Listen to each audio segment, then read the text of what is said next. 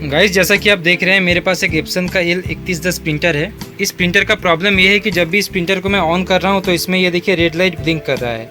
Paper का जो indication symbol है उसके ठीक बगल में रेड लाइट ब्लिंक कर रहा है। और जब भी मैं इस प्रिंटर से कोई प्रिंट दे रहा हूँ तो पेपर जाम का एरर आ रहा है। मैं आपको एक बार दिखाता हूँ। ये देखिए गाइस, यहाँ पे जैसे ही मैं कोई प्रिंट दे रहा हूँ,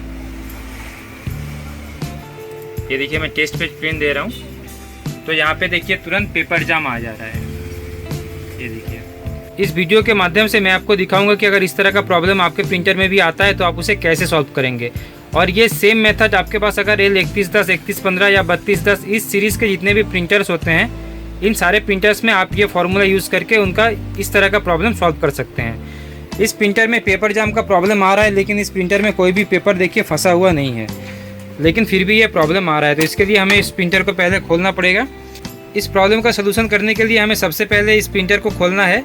इसको खोलने के लिए हमें यहाँ पर और यहाँ पर इन दोनों जगह पे 2 स्क्रू दिए गए हैं। इन दोनों स्क्रूज़ को पहले खोल लेना है। तो चलिए सबसे पहले इन दोनों स्क्रूज़ को खोल लेते हैं। सबसे पहले प्रिंटर को ऑफ कर लीजिएगा, उसके बाद ये स्क्रूज़ ओपन कीजिएगा।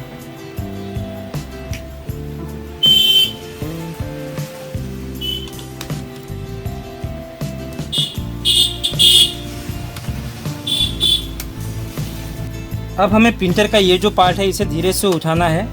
धीरे से उठाने के बाद यहाँ पे देखिए अंदर कुछ केबल्स लगे हुए हैं। आप चाहे तो इन केबल्स को पहले खोल सकते हैं, उसके बाद ये स्कैनर यूनिट बाहर रख सकते हैं साइड में हटाकर। लेकिन स्कैनर यूनिट को खोलकर हटाने से पहले आप एक बार देख लीजिएगा कि प्रिंटर के अंदर कोई पेपर फंसा हुआ है या पेपर का टुकड़ा फंस गया है या फिर कुछ और भी चीज़ें जैसे स्टेपलर की पिन या पेन का ढक्कन, इस तरह की चीज़ें भी प्रिंटर के अंदर कभी कभी हमारे अनजाने में घुस जाती है।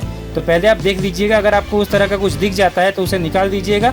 उस केस में आपको स्कैनर यूनिट को हटा के रखने की कोई ज़रूरत नहीं, आप बस उस चीज़ को प्रिंटर से निकाल के बाहर रख दीजिएगा। उसके बाद आप देखिएगा कि आपका प्रिंटर ठीक हो जाएगा।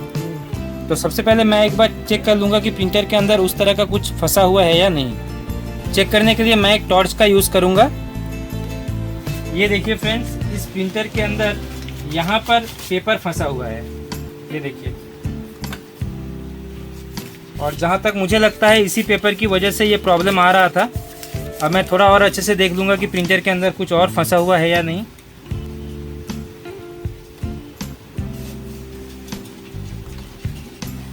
और कुछ मुझे फंसा हुआ नहीं दिख रहा है। अब मैं इसे एक बार फिट कर लूँगा। फिट करने के बाद ऑन करके देखता हूँ कि इसका प्रॉब्लम सॉल्व हुआ या फिर नहीं।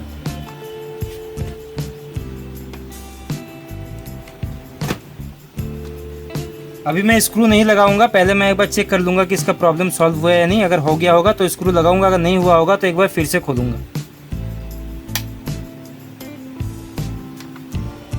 अब मैं इस प्रिंटर में फिर से एक पेपर लगा के प्रिंट आउट देके देखूंगा कि प्रिंट हो रहा है या नहीं। गाइस, मैंने इस प्रिंटर को फिट कर लिया है। अब मैं एक टेस्ट पेज प्रिंट करके चेक करूँगा कि ये प्रिंटर ठीक हुआ या नहीं। प्रिंट कमांड मैंने दे दिया है, ये प्रिंट आउट आ रहा है बाहर।